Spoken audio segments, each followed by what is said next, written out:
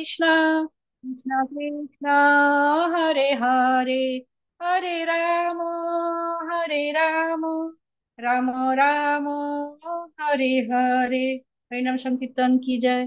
गौर नीति की जय। कृष्ण बलराम की जय। जगन्नाथ बलभद्र सुभद्रा माता की जय। राधा मदन मोहन की जय। राधा गोपीनाथ गोविंद की जय। राधा गोपीनाथ की जय। राधा श्याम सुंदर की जय। समस्त भक्तवृंद की जय। समस्त हरे कृष्ण समस्त भक्त दंडवत प्रणाम। प्रभुपाद की जय। गुरुदेव की जय। कोई भूल जाती हरे प्रभुपाद कृष्ण। की जय। गुरुदेव की जय। हरे कृष्ण समस्त दंडवत प्रणाम। जय सुचारू सुख माता जी, बहुत सुंदर भावे गाइले, धन्यवाद माता जी। हरे हरे कृष्ण। कृष्ण प्रभु जी, सादर प्रणाम। प्रणाम। समस्त प्रणाम। हरे हरे कृष्ण। हरे कृष्ण कृष्ण प्रभु जी, सादर प्रणाम। हरे कृष्ण। ଆମେ ଗୋଟେ ସୁନ୍ଦର ଲେକ୍ଚର ଶୁଣୁଥିଲେ ଶିଲ ପ୍ରଭୁପାଦଙ୍କ ଦ୍ଵାରା ଭଗବତ ଗୀତାର ଦ୍ୱିତୀୟ ଅଧ୍ୟାୟ 51ରୁ 55 ଶ୍ଲୋକ ନ୍ୟୁୟର୍କରେ ଦେଇଛନ୍ତି ପ୍ରଭୁପାଦ, ଏପ୍ରିଲ 6 ତାରିଖ 1966 ମସିହାରେ।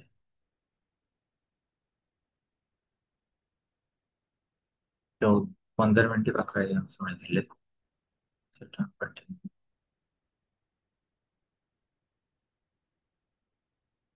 ବହୁତ ସୁନ୍ଦର ଭାବେ ପ୍ରଭୁପାଦ କହୁଥିଲେ ଯେ ଜନ୍ମ କିପରି ଭାବରେ ବନ୍ଧନର କାରଣ, କେବଳ ଜନ୍ମ। ତାପରେ ଆମେ ଶୁଣିବା Similarity of sound, Janma Bandha. So, this Janma, so long your mind will be absorbed in the activities of this material world, you are sure to take ଏଇ ଯାଏ ଶୁଣିଥିଲା, ଏବେ ଏଇଠୁ ଶୁଣିବା।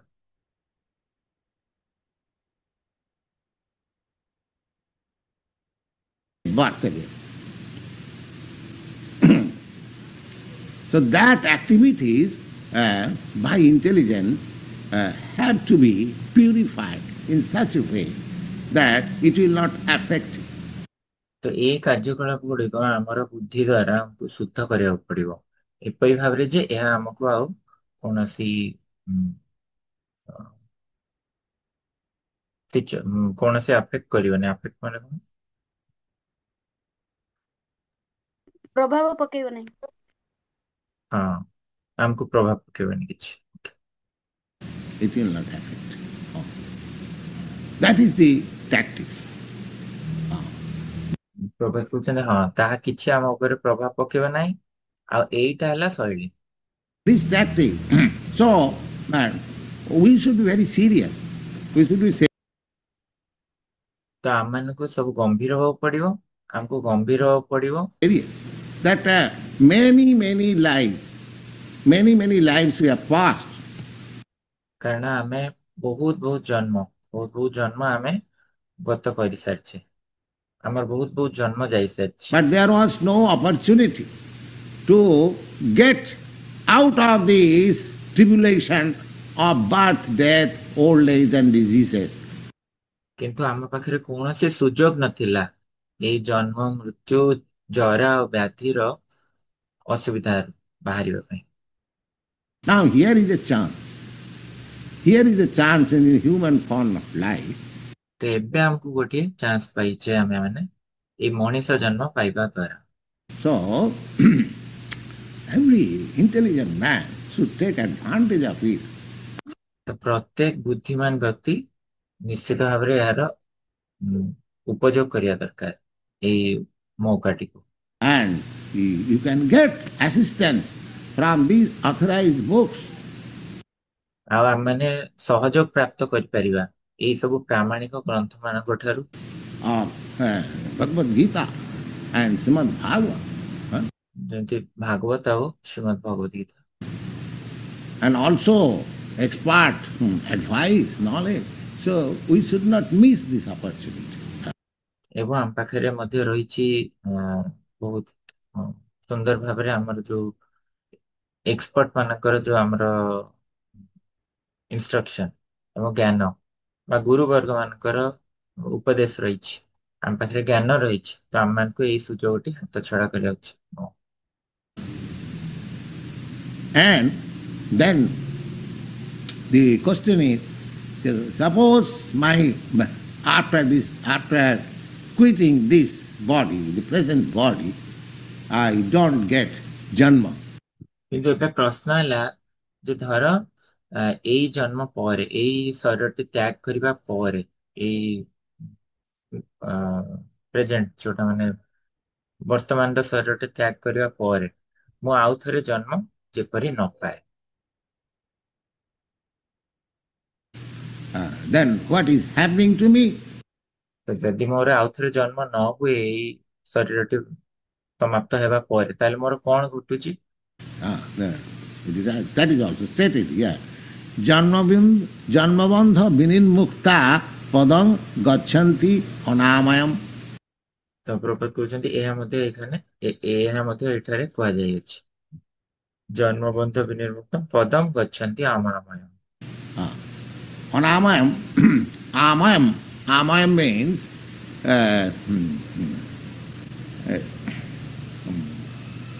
contamination. Amaya, contamination. So, ତ ଅନାମୟମ୍ ଆମୟମ୍ ମାନେ କଣ୍ଟାମିନେସନ ବା ଦୂଷିତ ହେବା।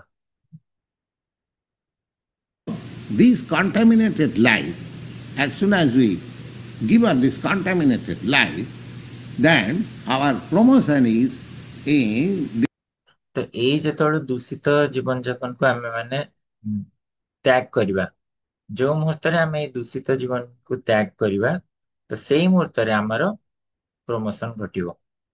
the uncontaminated atmosphere, anamayam. Anamayam.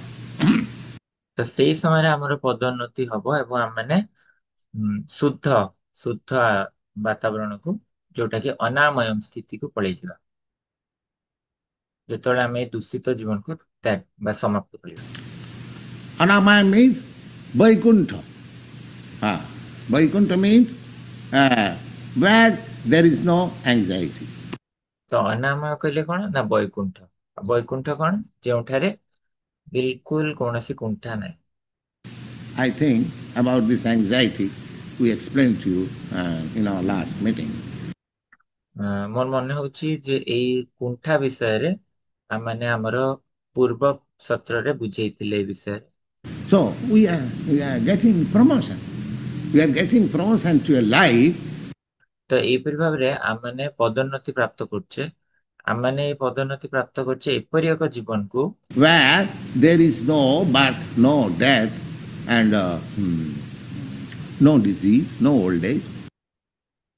ଯେଉଁଠାରେ କି ଜନ୍ମ ନାହିଁ, ମୃତ୍ୟୁ ନାହିଁ, ଜରା ନାହିଁ ଏବଂ ବ୍ୟାଧି ମଧ୍ୟ ନାହିଁ।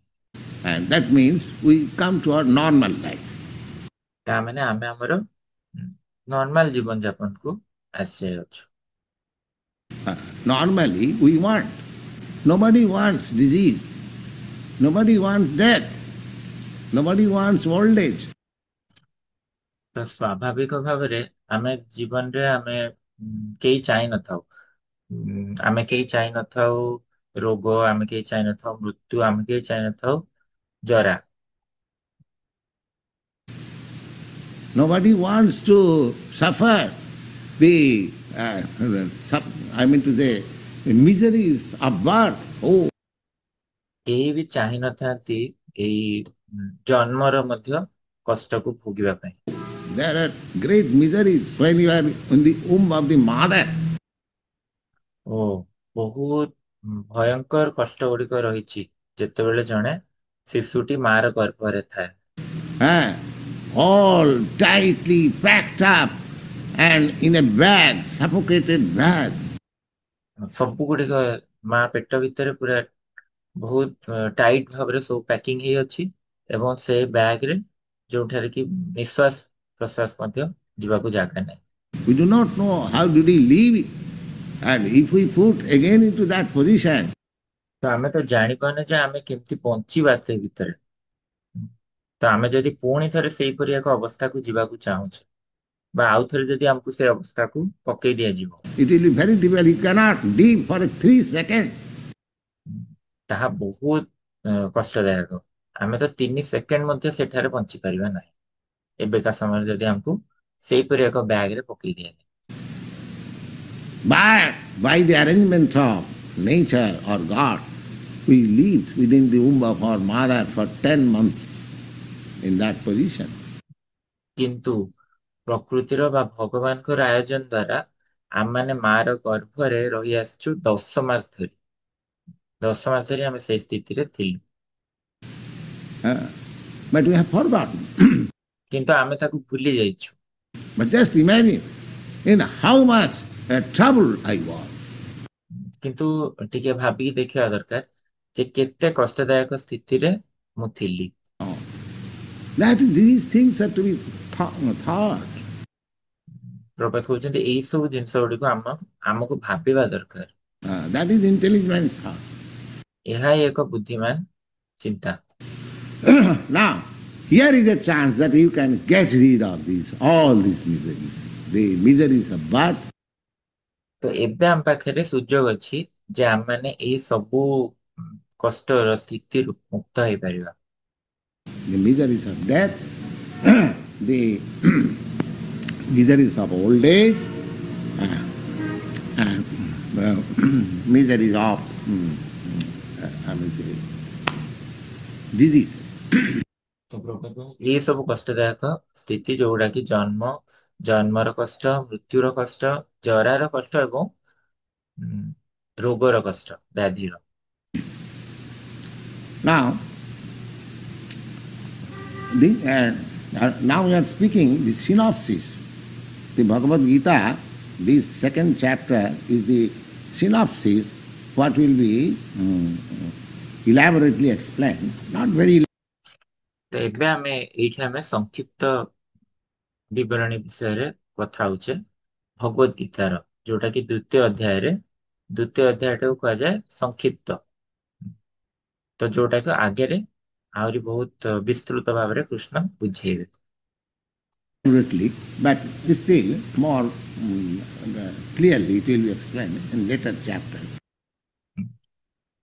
ତ ଯଦିଓ ବେଶୀ ବିସ୍ତୃତ ଭାବରେ ନୁହଁ, କିନ୍ତୁ ନିଶ୍ଚିତ ଭାବରେ ସ୍ପଷ୍ଟ କରିକି କୃଷ୍ଣ ତାକୁ ବୁଝେଇବେ ପରବର୍ତ୍ତୀ ଅଧ୍ୟାୟ ଗୁଡିକରେ।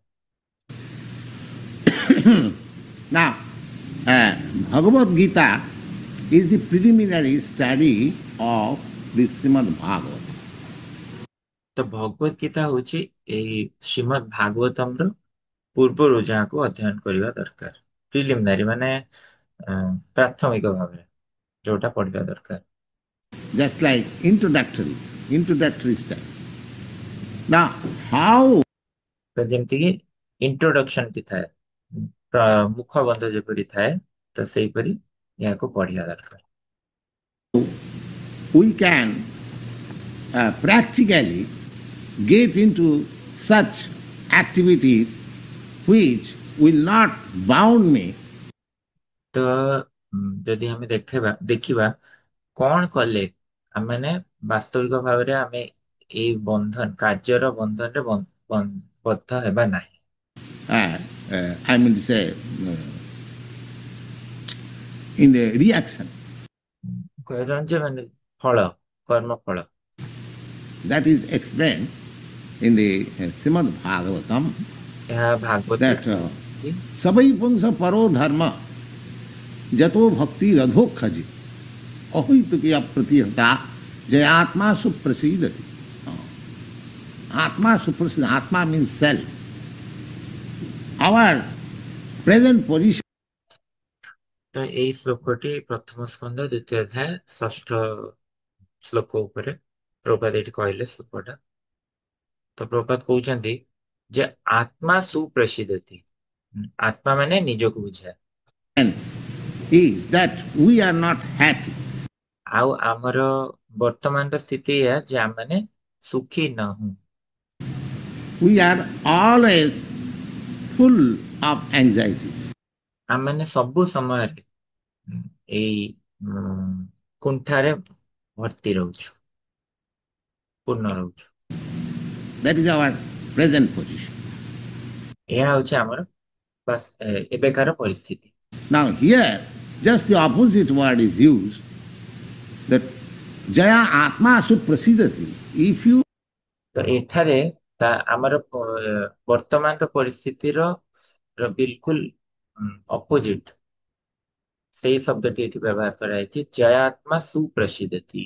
want to actually if you want actually to make yourself jolly, full of happiness, then you should search out your occupation in such a ତ ପ୍ରଭୁପାଦ କହୁଛନ୍ତି ଏହାର ବିପରୀତ ଏଠାରେ ଯୋଉ କୁହାଯାଇଛି ଯେ ଆତ୍ମା ସୁପ୍ରସିଦ୍ଧି ଯେ ଯଦି ତୁମେ ବାସ୍ତବିକରେ ଯଦି ତୁମେ ବାସ୍ତବିକରେ ଯଦି ତୁମେ ନିଜକୁ ଖୁସି କରିବା ପାଇଁ ସମ୍ପୂର୍ଣ୍ଣ ରୂପରେ ଖୁସି କରିବା ପାଇଁ ତାହେଲେ ତୁମମାନେ ଖୋଜ ଗୋଟେ କାର୍ଯ୍ୟ ଯେଉଁପରି ଭାବରେ that will lead you to the devotional service of the Supreme Lord. ଏପରି ଏକ କାର୍ଯ୍ୟ ଖୋଜ ଯାହାକି ତୁମକୁ ଭଗବାନଙ୍କ ପ୍ରୀତିମୟ ସେବା ଆଡକୁ ନେଇ ଆସେ। Savai pumsa paro dharma. Paro means the highest or the transcendent. ସବୈ ପୁଂସ ପର ଧର୍ମ। ତ ପ୍ରଭୁପାଦ କହୁଛନ୍ତି ପର ମାନେ ଯୋଉଟା ସବୁଠାରୁ ଉଚ୍ଚା ବା ଯୋଉଟା ଦିବ୍ୟ। We are engaged in some sort of activities. Nobody ପ୍ରଭୁପାଦ କହୁଛନ୍ତି ଆମମାନେ କୌଣସି ନା କୌଣସି କାର୍ଯ୍ୟରେ ଲିପ୍ତ ଅଛୁ। is free from activities. କେହି ବି କାର୍ଯ୍ୟରୁ ମୁକ୍ତ ହେଇନାହାନ୍ତି। Even an ant, it is also engaged in activities. ଯେପରି ଏକ ପିମ୍ପୁଡ଼ିଟିଏ ମଧ୍ୟ ତାର କୌଣସି କାର୍ଯ୍ୟରେ ସେ ନିୟୋଜିତ ଅଛି। And the elephant, ant is the most, according to our vision, the ant is very small. ଆଉ ହାତୀ ମଧ୍ୟ ପ୍ରଭୁପାଦ କହୁଛନ୍ତି ଆମର ଦୃଷ୍ଟି ଅନୁସାରେ ଏଇ ପିମ୍ପୁଡ଼ିଟିଏ ବହୁତ ଛୋଟ And the elephant is very big. ଏବଂ ହାତୀଟା ବିଶାଳ। But everyone, beginning from the ant up to the elephant, so far our experience is concerned, କିନ୍ତୁ ସମସ୍ତେ ପିମ୍ପୁଡ଼ି ଠାରୁ ଆରମ୍ଭ କରି ହାତୀ ପର୍ଯ୍ୟନ୍ତ ଯାହା ଆମର ଅନୁଭୂତି ରହିଛି। there are other big animals also. ଆହୁରି ବଡ ବଡ ପଶୁ ମଧ୍ୟ ରହିଛନ୍ତି। We have not seen, ଆମେ ଦେଖିନୁ ତାଙ୍କୁ, but we can see from the description of the scriptures କିନ୍ତୁ ଆମେ ଶାସ୍ତ୍ରର ଯୋଉଠାରେ ବୁଝା ଯାଇଛି ବ୍ୟାଖ୍ୟାରୁ ଆମେ ବୁଝିପାରିବା ଦେଖିପାରିବା that there are fishes in the ocean. ଶାସ୍ତ୍ରରେ ଏହା ବ୍ୟାଖ୍ୟା କରାଯାଇଛି ଯେ ଏପରି ମାଛ ରହିଛନ୍ତି ସମୁଦ୍ରରେ ବା ସାଗରରେ which is called Timingal. The Timingal, and perhaps you know, ସାଗରରେ ବା ମହାସାଗରରେ ଏପରି ମାଛ ରହିଛନ୍ତି ଯାହାକୁ କୁହାଯାଏ ତିମିଙ୍ଗଲ। ତ ପ୍ରଭୁପାଦ କହୁଛନ୍ତି that fish which is called in Sanskrit Timi Matsya. ପ୍ରଭୁପାଦ କହୁଛନ୍ତି ବୋଧେ ତୁମମାନେ ଶୁଣିଛ ସେଇ ମାଛର କଥା ଯାହାକୁ ସଂସ୍କୃତରେ ତିମି ମାଛ କୁହାଯାଏ। Or whale fish, very big. It is sometimes 100 feet long. ଯାହାକୁ whale fish ମଧ୍ୟ କୁହାଯାଏ ତିମି ମତ୍ସ୍ୟ। ତ ଏହା ବିଶାଳ ଅଟେ ଯାହାକି କିଛି ଶହ ଶହ fit ଲମ୍ବାର। So there are other fishes which is a Timingal. That fish swallows up this fish. କିନ୍ତୁ ତା ଠାରୁ ମଧ୍ୟ ଅଲଗା ମାଛ ରହିଛନ୍ତି ଯାହାକୁ ତିମିଙ୍ଗଳ କୁହାଯାଏ ଯିଏକି ଏଇ ମାଛ ତିମି ମତ୍ସ୍ୟକୁ ମଧ୍ୟ ସେ ଗିଳି ଦେଇ ପାରିବ। This 100 feet long. ଯିଏକି ଏଇ 100 ଫିଟର ମାଛ ତାକୁ ସେ ତିମିଙ୍ଗଳ ଗିଳି ଦେଇ ପାରିବ। Now just imagine what must be the length of that fish's body. ତାହେଲେ ଭାବ ଏଇ ମାଛ ଯିଏକି ତିମିଙ୍ଗଳ ତାର ଲମ୍ବା କେତେ ହେଇନଥିବ। So in God's creation there are so many wonderful things. ତ ଏହିପରି ଭାବରେ ଭଗବାନଙ୍କ ସୃଷ୍ଟିରେ ବହୁତ ଆଶ୍ଚର୍ଯ୍ୟମୟ ଜିନିଷ ଗୁଡ଼ିକ ରହିଛି। We have not seen all. ଆମେ ତ ସବୁ ଦେଖିନୁ। But everyone is engaged in some sort of occupation for livelihood. କିନ୍ତୁ ହଁ ପ୍ରତ୍ୟେକ ସମସ୍ତେ କୌଣସି ନା କୌଣସି କାର୍ଯ୍ୟରେ ନିଜ ଜୀବିକା ପାଇଁ ନିୟୋଜିତ ହେଇଥାନ୍ତି। Nobody is silent.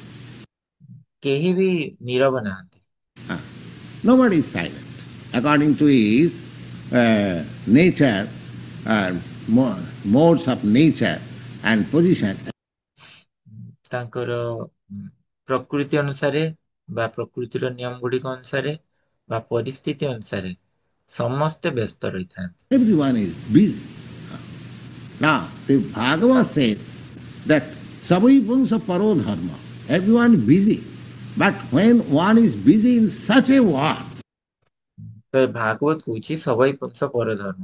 ତ ସମସ୍ତେ ଯୋଉ ବ୍ୟସ୍ତ ଅଛନ୍ତି ତା କିନ୍ତୁ ସମସ୍ତେ ବ୍ୟସ୍ତ କୋଉ କାର୍ଯ୍ୟରେ ଅଛନ୍ତି? ଏ କଣ ଯେତେବେଳେ ଜଣେ ବ୍ୟସ୍ତ ରହେ ଏପରି କାର୍ଯ୍ୟରେ ପ୍ରକୃତ କହୁଛନ୍ତି। that leads to devotional service of the Lord. ସେପରି କାର୍ଯ୍ୟ ଯଦି ଜଣେ ବ୍ୟସ୍ତ ରହେ ଯାହାକି ଭଗବାନଙ୍କ ପ୍ରୀତିମୟ ସେବା ଆଡକୁ ଦିଗ ହୁଏ ତାର। That busyness, that occupation is the supermost. ଏଇ ସ୍ଥିତି ବା ଏଇ ବ୍ୟସ୍ତତା ସବୁଠାରୁ ଉଚ୍ଚତର ଅଟେ। That occupation is the supermost. Savai punsha paro dharma. Para means supermost.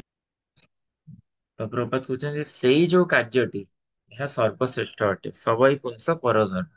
ପର ମାନେ ସର୍ବଶ୍ରେଷ୍ଠ। And that sort of occupation should be without any cause. ଆଉ ଏପରି କାର୍ଯ୍ୟ ଗୁଡ଼ିକ କୌଣସି କାରଣ ଦ୍ୱାରା ହେବା କଥା ନୁହେଁ। Everything is done. Everything is done. So far our duties are concerned. There is a cause. କହୁଛନ୍ତି ଯେ ସବୁ କିଛି କାର୍ଯ୍ୟ ହେଇଥାଏ, ସବୁ କାର୍ଯ୍ୟ ଗୁଡ଼ିକ ହେଇଥାଏ ଯେତେ ଦୂର ଆମ କାର୍ଯ୍ୟକଳାପ ରହିଛି, ଆମର ଡ୍ୟୁଟି ରହିଛି, ତ ସବୁ ସେଇ ସମସ୍ତଙ୍କର ନିଶ୍ଚୟ କିଛି ନା କିଛି କାରଣ ରହିଛି। I do this because I want this. So there ମୁଁ ଏଇ କାର୍ଯ୍ୟ କରେ କାରଣ ମୁଁ ତାହା ଇଚ୍ଛା କରେ। is a cause and effect. ତା ମାନେ କିଛି ଗୋଟେ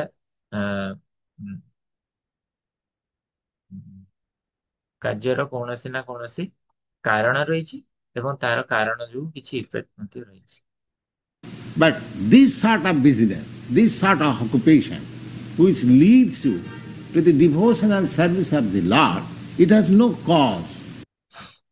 ତ ସବୁ କାର୍ଯ୍ୟର କୌଣସି ନା କୌଣସି କାରଣ ରହିଛି ଏବଂ ତାର ପରିଣାମ ମଧ୍ୟ ରହିଛି। କିନ୍ତୁ ଏପରି ଭାବରେ ଯୋଉ ବ୍ୟସ୍ତତା କଥା ଏଠି କୁହାହଉଛି ଯୋଉଟା କି ଯୋଉ କାର୍ଯ୍ୟ ଭଗବାନଙ୍କ ସେବା ଆଡକୁ ମୁହାଁଏ ତାର କୌଣସି କାରଣ ନାହିଁ। Ahituki. It has no cause. ଯାହାକୁ ଅହୈତୁକୀ କୁହାଯାଏ, ଯେ ତାର କୌଣସି କାରଣ ବା ହେତୁ ନାହିଁ।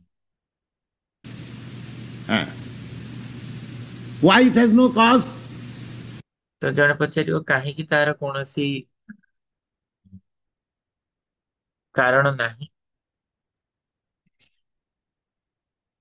Just like a lover or say lover, beloved, set aside. Just like ଯେପରି ଭାବରେ ପ୍ରଭୁପାଦ କହୁଛନ୍ତି ଗୋଟେ ପ୍ରେମିକା ବା କୁହାଯାଉ କି ପ୍ରେମିକା ଆଉ ତାର ପ୍ରେମିକା କଣ ତାର ପ୍ରେମିକା ପ୍ରେମିକ ଯାହା like mother. A mother loves her child. ପ୍ରଭୁପାଦ କହିଲେ ପ୍ରେମିକା ପ୍ରେମିକା ବିଷୟରେ କଥା ହବାନି। ଯେମିତି କି ମା ତାର ଶିଶୁକୁ ବହୁତ ଭଲ ପାଏ। There is no cause. She does not know why ତାର କୌଣସି ତାଙ୍କର କାରଣ ନଥାଏ। ସେ ଜାଣି ନାହାନ୍ତି, I am loving. ସେ ଏହା ଜାଣିନାହାନ୍ତି ଯେ କାହିଁକି ମୁଁ ଭଲ ପାଉଛି। Automatically she loves. ତାହା ଆପେ ଆପେ ସେ ଭଲ ପାଇଥାନ୍ତି। Similarly, we have got our relationship with the Supreme Consciousness. ତ ଏଇପରି ଭାବରେ ଆମର ସମ୍ବନ୍ଧ ରହିଛି ଏଇ ପରମ ଚେତନା ସହିତ।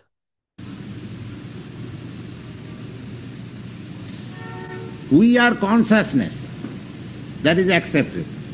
ଆମମାନେ ତ ଚେତନା, ତାହା ତ ଗ୍ରହଣ କରାଯିବ। Now, there is supreme consciousness also. କିନ୍ତୁ ପରମ ଚେତନା ମଧ୍ୟ ରହିଛି। Just let us have some estimation. What is the supreme consciousness? ତ ଆମେ ଚାଲ ଚେଷ୍ଟା କରିବା କିଛି ହିସାବ କରି ବୁଝିବା ପାଇଁ ଯେ ପରମ ଚେତନା କଣ। Now, supreme consciousness is described in the Bhagavad Gita, Jena sarvamidam tatam. ପ୍ରଭୁ କହୁଛନ୍ତି ପରମ ଚେତନା ବିଷୟରେ ଭଗବତ ଗୀତାରେ କୁହାଯାଇଛି କଣ ସେଟା? ଜେନ ସର୍ବମିଦମ ତତମ୍ 2 ଅଧ୍ୟାୟ 17 ଶ୍ଲୋକ। The consciousness is distributed throughout your whole body. That we ପ୍ରଭୁ କହୁଛନ୍ତି ଯେ ଏଇ ଯୋଉ ଚେତନାଟି ପୁରା ବିସ୍ତୃତ ହେଇଅଛି ଆମର ସାରା ଶରୀର, can make an experiment. ଯାହାକି ଆମେ କୌଣସି ଏକ୍ସପେରିମେଣ୍ଟ ଦ୍ୱାରା କରିପାରିବା। But this consciousness is not to spread over all the cosmic manifestation. ତ ପ୍ରଭୁ କହୁଛନ୍ତି କିନ୍ତୁ ଏଇ ଚେତନା ଯୋଉଟା ସାରା ଶରୀରରେ ଅଛି ତାହା ସବୁଆଡେ ସମଗ୍ର ସୃଷ୍ଟିରେ, ଭୌତିକ ସୃଷ୍ଟିରେ ବିସ୍ତୃତ ହିଁ ନାହିଁ। That is also a fact. ତ ଏହା ମଧ୍ୟ ଆମକୁ ଗ୍ରହଣ କରିବାକୁ ପଡିବ। My consciousness is spread over my body. Your consciousness is spread over your body. ମୋ ଚେତନା ମୋର ଶରୀରରେ ବିସ୍ତୃତ ହେଇଅଛି, ତୁମ ଚେତନା ତୁମ ଶରୀରରେ ବିସ୍ତୃତ ହେଇଅଛି। I do not know what you are thinking now.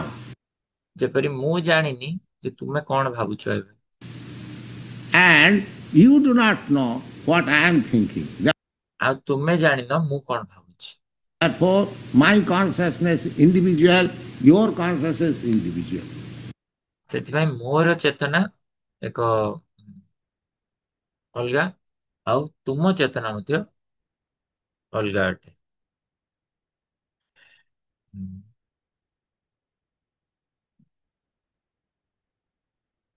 ନିର୍ଦ୍ଦିଷ୍ଟ, ଇଣ୍ଡିଭିଜୁଆଲ ମାନେ ନିର୍ଦ୍ଦିଷ୍ଟ ବା ଅଲଗା ଯାହା ବି। ତ ମୋ ଚେତନା ଅଲଗା, ତୁମ ଚେତନା ଅଲଗା। But there is the super soul who knows what you are thinking and what I am thinking. କିନ୍ତୁ ପରମାତ୍ମା ରହିଛନ୍ତି ଯିଏକି ଜାଣିଛନ୍ତି ତୁମେ କଣ ଭାବୁଛ ଆଉ ମୁଁ କଣ ଭାବୁଛି। What he is thinking, everyone thinking. ସେ କଣ ଭାବୁଛନ୍ତି ଆଉ ସମସ୍ତେ କଣ ଭାବୁଛନ୍ତି। That is super consciousness. ତାହା ହିଁ ଯୋଉଟା କି କହୁଛେ ଆମେ କଣ ପରମ ଚେତନା।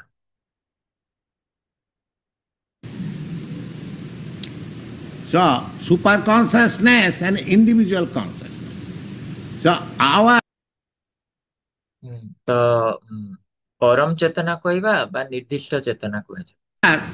relationship, the super consciousness and the individual consciousness is eternal. ତ ପ୍ରଭୁପାଦ କହୁଛନ୍ତି ଏଇ ପରମ ଚେତନାର ଏବଂ ଏକ ଜୀବର ଚେତନାର ବା ଏକ ବ୍ୟକ୍ତି ଗୋଟେ ଲୋକର ଚେତନା, ଏ ଦୁଇଟି ଯାକ କିନ୍ତୁ ଭିତରେ ଯୋଉ ସମ୍ବନ୍ଧ ତାହା ନିତ୍ୟ ଅଟେ। Eternal.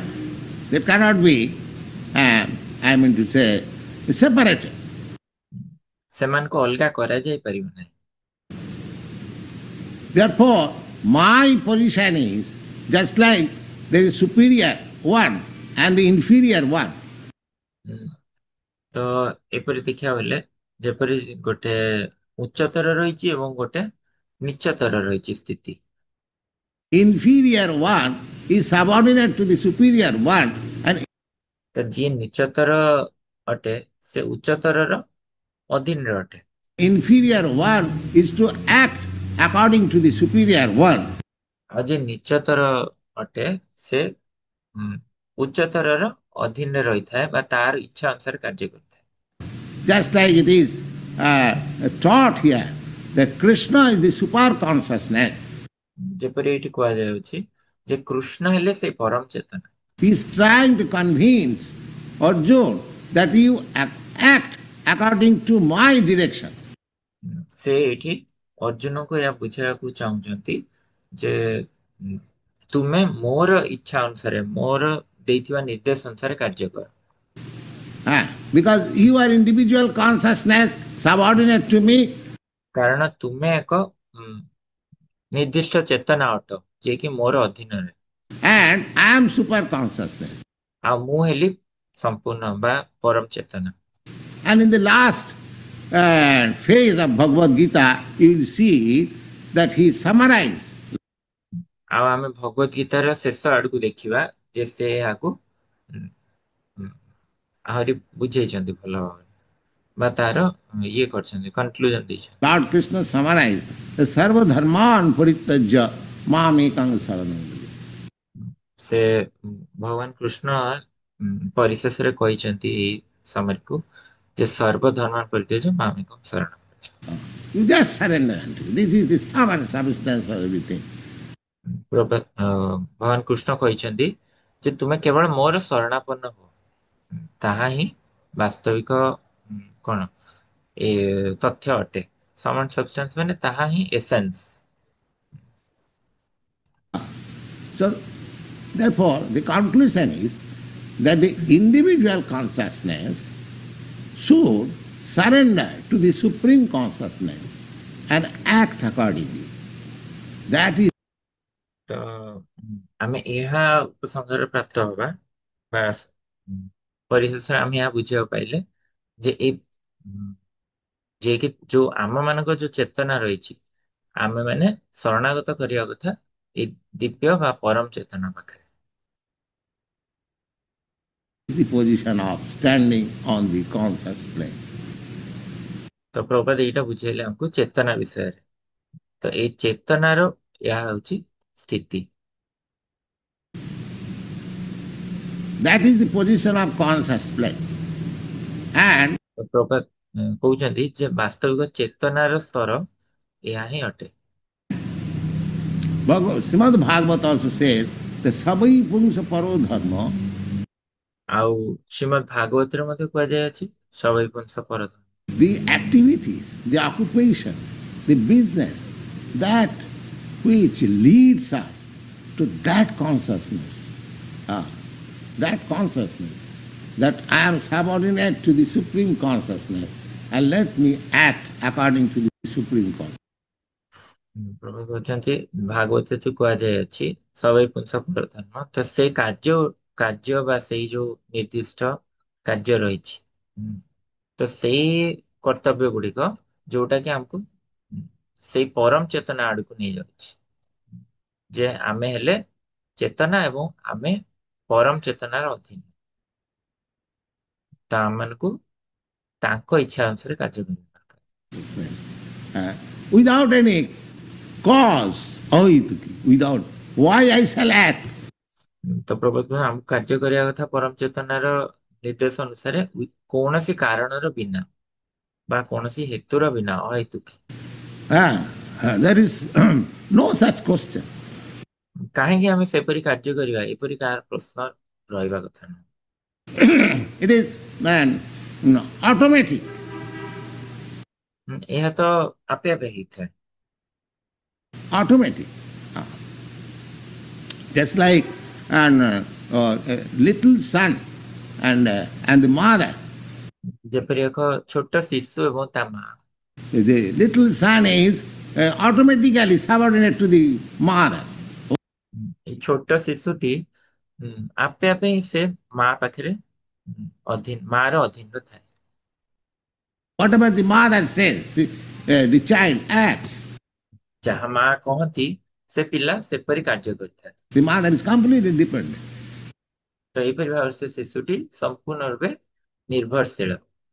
Similarly, as soon as we make our consciousness completely engaged in the service of the Supreme Consciousness, ତ ଏହିପରି ଭାବରେ ଯେଉଁ ସମୟରେ ଆମେ ଆମ ଚେତନାକୁ ସମ୍ପୂର୍ଣ୍ଣ ରୂପେ ନିୟୋଜିତ କରିଦେବା ପରମ ଚେତନାର ସେବାରେ, that is our liberated position. ତାହା ହେଉଛି ଆମର ମୁକ୍ତ ଅବସ୍ଥା ଅଟେ। That is our liberated position. And in that liberated position, whatever we do, there is no reaction. ଏବଂ ସେହି ମୁକ୍ତ ସ୍ଥିତିରେ ଆମେ ଯେଉଁ କାର୍ଯ୍ୟ ବି କରିବା ତାର କୌଣସି ପ୍ରତିକ୍ରିୟା ଆସିବ ନାହିଁ। That is transcendental position. ଏହାକୁ ଦିବ୍ୟ ସ୍ଥିତି କୁହାଯାଏ। The word Sri Krishna says here that karmajam, that any work which you are performing, that is creating some reaction for future enjoyment or suffering. ତ ଏଠି ଶ୍ରୀକୃଷ୍ଣ କଣ କହୁଛନ୍ତି? କର୍ମଜମ୍, ଯେ ପ୍ରଭୁପାଦ କହୁଛନ୍ତି ଯେ ପ୍ରତ୍ୟେକ ତୁମର ଯେକୌଣସି କାର୍ଯ୍ୟ ଯାହା ତୁମେ କରୁଛ, ତ ତା ସବୁ କିଛି ନା କିଛି ପ୍ରତିକ୍ରିୟା ସୃଷ୍ଟି କରୁଛି, ଯାହା ଫଳରେ କି ତୁମେ ଭବିଷ୍ୟତରେ ଭୋଗିବ ତାର ସୁଖ ବା ଦୁଃଖ। କିନ୍ତୁ ଯଦି But if you act intelligently in collaboration with the Supreme Consciousness, କିନ୍ତୁ ଯଦି ଆମେ ବୁଦ୍ଧିମାନ ହୋଇ ଆମେ ଯଦି ପରମ ଚେତନାର ସହ ମିଶି କାର୍ଯ୍ୟ କରିବା, then you will be free from this bondage of birth, death, old age and diseases. And ତାହେଲେ ଆମେ ମାନେ ମୁକ୍ତ ହେଇଯିବା ଏଇ ବନ୍ଧନ, ଜନ୍ମ ମୃତ୍ୟୁ ଜରା ବ୍ୟାଧିର। in your next life, this is a training period. ଏଇ ବନ୍ଧନରୁ ଆମେ ପରବର୍ତ୍ତୀ ଜନ୍ମରେ ମୁକ୍ତ ହେଇଯିବା ପରବର୍ତ୍ତୀ ଜୀବନରେ। ସେଥିପାଇଁ ଏହା ଏକ ଟ୍ରେନିଂ ର ପଦ୍ଧତି ଆମ ପାଇଁ। This life will be a training period, and as soon as you are fully trained up, then the next stage that will be that ତ ଏଇ ଜୀବନଟା ଆମର ଏକ ପ୍ରଶିକ୍ଷଣ ହେଇଯିବ। ଯଦି ଆମେ ଏଇ ଜୀବନଟାକୁ ଆମର ପ୍ରଶିକ୍ଷଣ କରିଦେବା, ତାହେଲେ ପରବର୍ତ୍ତୀ ଜୀବନରେ ଯେତେବେଳେ ଆମେ ମାନେ ସମ୍ପୂର୍ଣ୍ଣ ରୂପେ ପ୍ରଶିକ୍ଷଣ ପ୍ରାପ୍ତ ହେଇଯାଇଥିବା, ତାହେଲେ କଣ ହବ? after giving up this body, you come to my kingdom. ତାହେଲେ ଆମକୁ ଏହା ଲାଭ ମିଳିବ ପରିଶେଷରେ ଯେ ଏ ଶରୀରଟିକୁ ତ୍ୟାଗ କରିବା ପରେ ଆମେ ତାଙ୍କ ଧାମକୁ ବା ଭଗବାନଙ୍କ ଧାମକୁ ପଳେଇ ଯିବା। Tatta dehang punarjanma naiti mameti kaunte. So this is the whole process. ପ୍ରଭୁପାଦ କହୁଛନ୍ତି ଏହା ହିଁ ସମ୍ପୂର୍ଣ୍ଣ ପଦ୍ଧତି ଅଟେ। ତତ୍ତା ଦେହ ପୁନର୍ଜନ୍ମ ନେଇତି ମାମେତି ସୋଚ। ତାହେଲେ ଆଜି ଏତିକି ଥାଉ, 30 ମିନିଟ୍ସ ହେଇଛି। ତାହେଲେ ଆମେ ପରୀକ୍ଷା ଏବେ ସମାପ୍ତ ଦବା। ତା ଆଗରୁ ପ୍ରଥମେ କିଏ କଣ ପଏଣ୍ଟ ସେୟାର କରିବେ ଆଜିର ଆଲୋଚନା?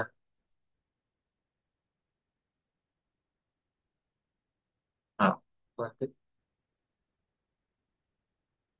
କି କହିବାକୁ ଚାହିଁବେ?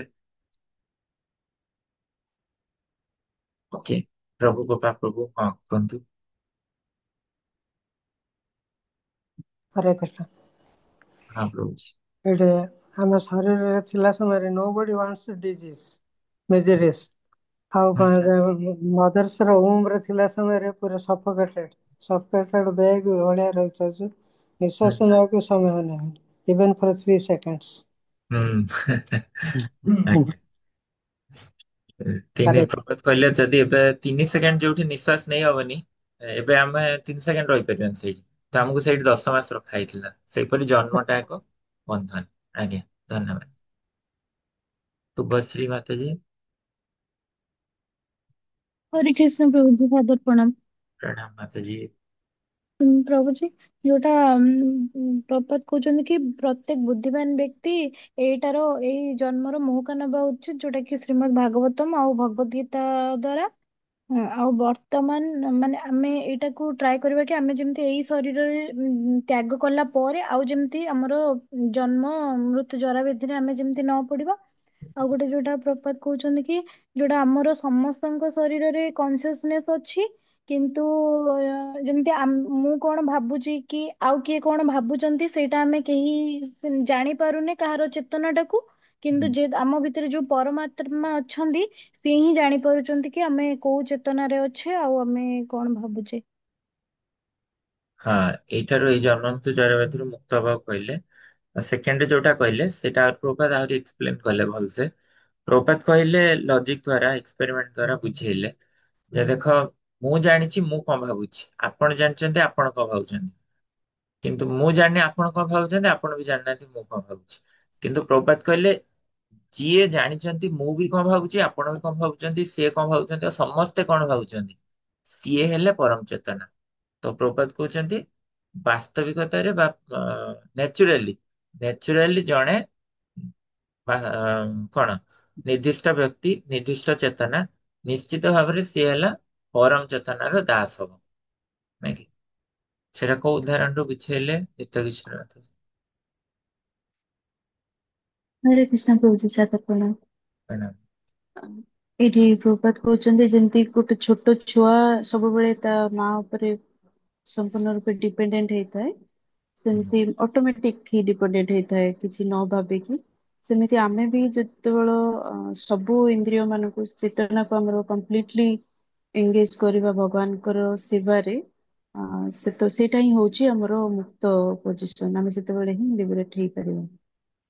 ତ ମା ଉପରେ ଯେମିତି ଶିଶୁଟି ସମ୍ପୂର୍ଣ୍ଣ ରୂପେ ନିର୍ଭରଶୀଳ ହେଇଥାଏ, ତ ସେଇପରି ଭାବରେ ପ୍ରଭୁପାଦ କହୁଛନ୍ତି ଯେ ଆମର ସବୁ ଯୋଉ ନିର୍ଦ୍ଦିଷ୍ଟ ଚେତନା, ଆମମାନେ ପରମ ଚେତନାର ଦାସ ହେବା ଉଚିତ, ଏବଂ ଆମେ ସେ ପରମ ଚେତନାର କୌଣସି ହେତୁ ରଖି କାର୍ଯ୍ୟ କରିବା କଥା ନୁହେଁ। ପ୍ରଭୁପାଦ ସେଇଠି ଏକ୍ସାମ୍ପଲ ପୁଣି ଦେଲେ ଯେ ମା ଯେପରି କୌଣସି ହେତୁ ରଖି ସେବା କରିନଥାଏ, ତ ସେଇପରି ଆମମାନେ ସେବା କରିବା ଦରକାର ବିନା କୌଣସି ହେତୁରେ, ତାହେଲେ ଆମେ ମୁକ୍ତ ଅବସ୍ଥାରେ ପହଞ୍ଚିବା।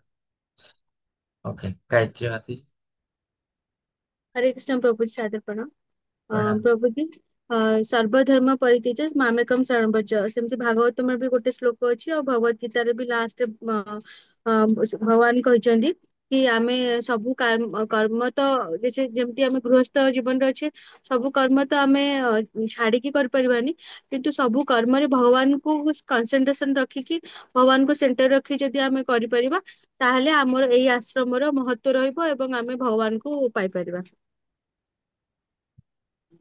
ହୁଁ, କାର୍ଯ୍ୟଟି ଆମର ଭଗବାନଙ୍କ କେନ୍ଦ୍ରିତ ହେବା ଦରକାର, ଭଗବାନଙ୍କୁ ଶରଣାପନ୍ନ ହେଇ କାର୍ଯ୍ୟ କରିବା ଦରକାର।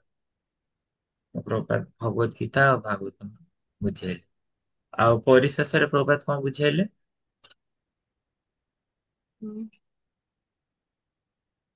ହଁ, କୁହନ୍ତୁ। ଯୋଉଟା ଲାଷ୍ଟ ଟାଇମ ପଢିଲେ। मन पड़ुनी प्रभुजी कहले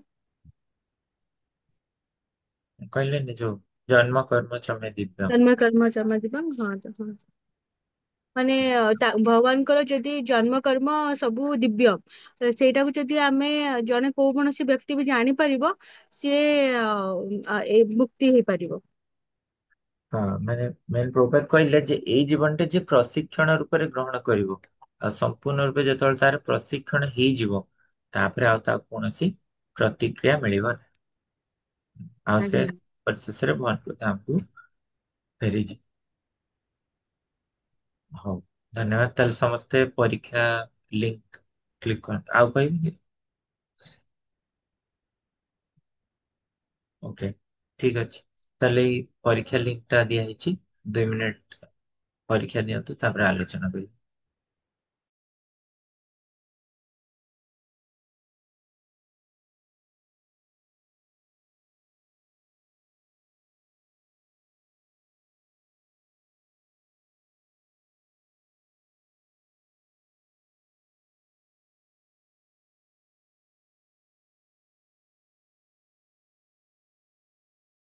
हरे कृष्ण प्रभु जी टिके आउ थोड़े टिके सेंड करंतु मेसेज।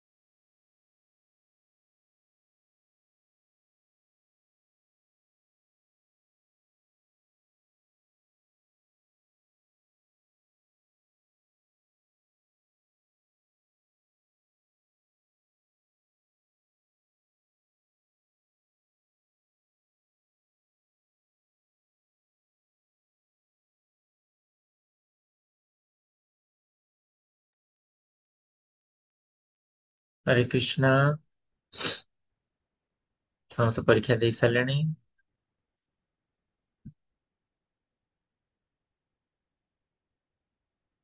ଓକେ, ଆନ୍ସର ଦେଖିବା।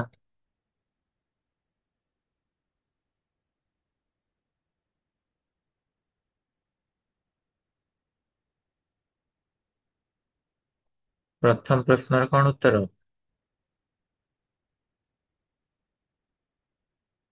କିଏ କହିବ? ବଦ୍ଧ ଅବସ୍ଥା ମାନେ କଣ? ଫାଷ୍ଟଟା ସବୁ ସ୍ୱାଧୀନତା ଅବସ୍ଥାରେ ବଦ୍ଧ, ମୁକ୍ତ ନୁହଁ। ହଁ, ମାତାଜୀ କଣ କହୁଥିଲେ ସୁଚାରୁନ୍ତି?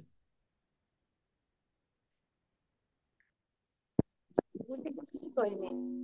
କହିନାହାନ୍ତି? ଆଚ୍ଛା ଆଚ୍ଛା, ହଁ। ତ ବଦ୍ଧ ଅବସ୍ଥା ମାନେ ଯାହାର କୌଣସି ସ୍ୱାଧୀନତା ନାହିଁ, ନାଇଁ କି?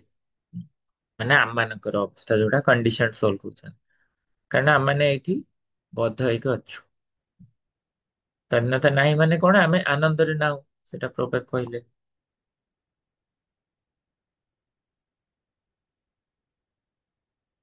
ଭଗବାନଙ୍କ ପ୍ରତ୍ୟକ୍ଷ ଉପସ୍ଥିତିର ରେ ଦିଆଯାଇଥିବା ଜ୍ଞାନ ଓ ଭଗବତ ଗୀତା ଗ୍ରନ୍ଥ ମଧ୍ୟରେ ପାର୍ଥକ୍ୟ ଅଛି?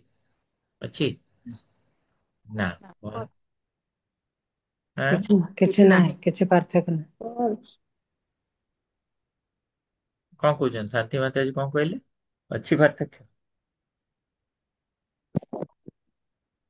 ଫଲ୍ସ, ହଁ ଫଲ୍ସ ଆଜ୍ଞା କହିଲେ। ପ୍ରଭୁ जी, हरे कृष्णा प्रभु जी, सादर प्रणाम। प्रणाम, हाँ फॉल्स हବ। ठीक ठीक, ओके। फॉल्स କହିଥିଲି ମାତ୍ର। हाँ, ठीक ଅଛି।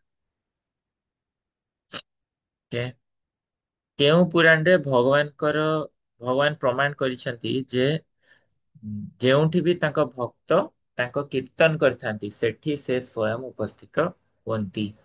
ଯତ୍ର ଗାୟନ୍ତି ମଦ୍ଭକ୍ତା ତତ୍ର ତିଷ୍ଠାମି। ପଦ୍ମପୁର। ପଦ୍ମ। ପଦ୍ମ।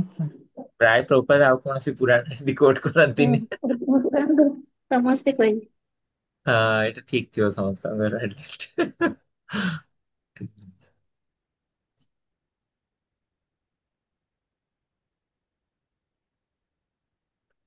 ଦର୍ଶନ ଦୃଷ୍ଟିରୁ ଦେଖିଲେ ଜନ୍ମର ଅର୍ଥ ହେଉଛି ଜରା, ବ୍ୟାଧି ଏବଂ ମୃତ୍ୟୁ, ଠିକ କି?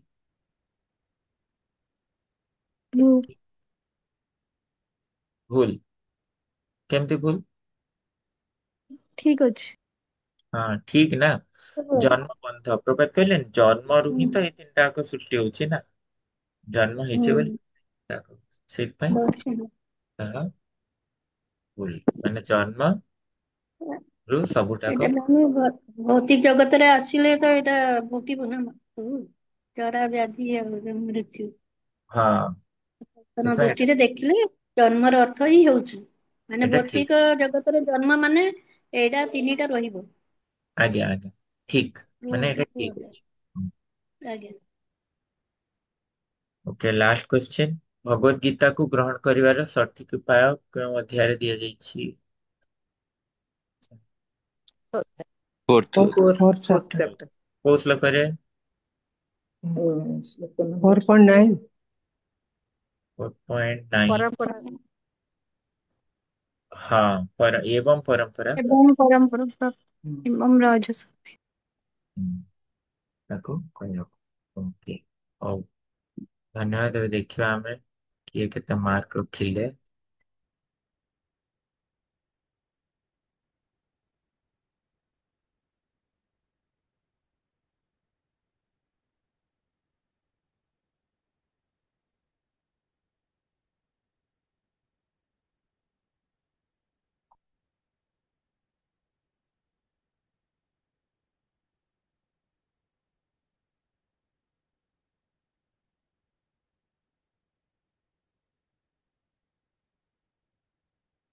हंड्रेड परसेंट रखिले प्रभु कृपा प्रभु, शुभश्री भाषा माता जी, सुचारू सखी माता जी, नित्य किशोर माता, सत्यव्रत प्रभु 80%। ହେଇଯାଏ, ତରତରେ କେବେ କେବେ ହେଇଯାଏ, କିଛି ଅସୁବିଧା ନାହିଁ। ପରୀକ୍ଷା ଦେଲେ ଭଲ। ମାନେ ଜାଣିଥିଲି ଯେ ଚାରି ଅଧ୍ୟାୟ ସେ ଫଟୋ ଲେଖିଦେଇଥିଲି ଭୁଲ ହଁ, ହେଇଗଲା। ସେ କନସିୟସ ମାନେ ସେ ସମୟରେ ହଠାତ୍ କିନା।